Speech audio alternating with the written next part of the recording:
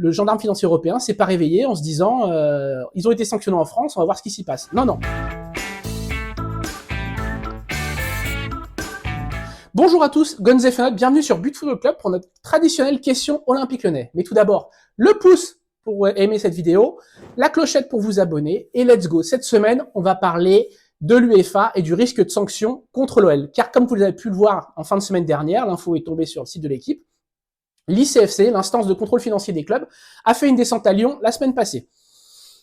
Voilà, après, on va commencer par casser une idée reçue. Ce n'est pas à cause des résultats de la DNCG, l'instance européenne, le gendarme financier européen s'est pas réveillé en se disant ils ont été sanctionnés en France, on va voir ce qui s'y passe. Non, non.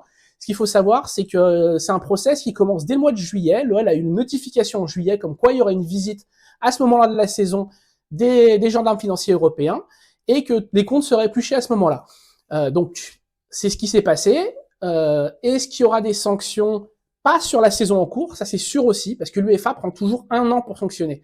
Donc il y a 1 an d'étude des dossiers, puis une sanction éventuelle s'il y a lieu d'avoir. Sanction qui peut aller du simple avertissement à l'exclusion des Coupes d'Europe. Alors où se situera l'OL sur ce point de vue-là? Difficile de le dire aujourd'hui. Ce qui est certain, c'est que contrairement à la DNCG, on ne juge pas sur un prévisionnel, mais sur des faits. Les faits qu'on attend des clubs de foot pour passer à la DNCG européenne, c'est que les salariés et les clubs débiteurs soient payés en temps et en heure de leur dû. Et l'autre point, c'est que la gestion soit sur un déficit maîtrisé de 60 millions d'euros maximum sur 3 ans. Et ce point-là, l'OL, si le premier point c'est OK, ce point-là, l'OL ne le respecte pas aujourd'hui. Parce que l'OL aujourd'hui a plus de 120 millions de déficit sur les 2 dernières saisons. Il est peu probable que sur la saison en cours, l'OL fasse un plus 60 qui lui permette de rentrer dans les clous. Donc il y aura sanction. Mais ça peut être une sanction très soft. Et sanction très soft, c'est aujourd'hui de prendre une retenue sur les revenus des Coupes d'Europe l'an prochain, plus éventuellement ce qu'ils appellent un accompagnement. On limite le nombre de joueurs à 21 au lieu de 25 sur les listes de l'UEFA, obligeant les clubs à se délaisser de joueurs pour pouvoir faire jouer les jeunes. C'est ce qui peut arriver à Lyon et c'est a priori ce qui est arrivé à tous les clubs français.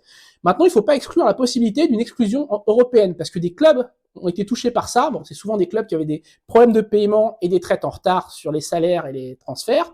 Mais c'est arrivé à Galatasaray en 2017. Ça a failli arriver au Milan AC qui a fait appel et après sa reprise a pu participer aux Coupes d'Europe. Et c'est arrivé l'an passé à la Juventus de Turin. Oui, la Juve n'a pas joué l'Europe l'an dernier à cause d'une exclusion européenne. Donc c'est possible, donc c'est un risque réel qui plane sur Lyon. Maintenant, tant que Lyon paye ses salariés et que Lyon est carré pour ce qui est de redresser la dette, avance avec un plan, ils peuvent prendre un contrôle sur 3 ans avec quelques sanctions encadrées, mais rien de folichon. Voilà, c'est ce qui peut se passer.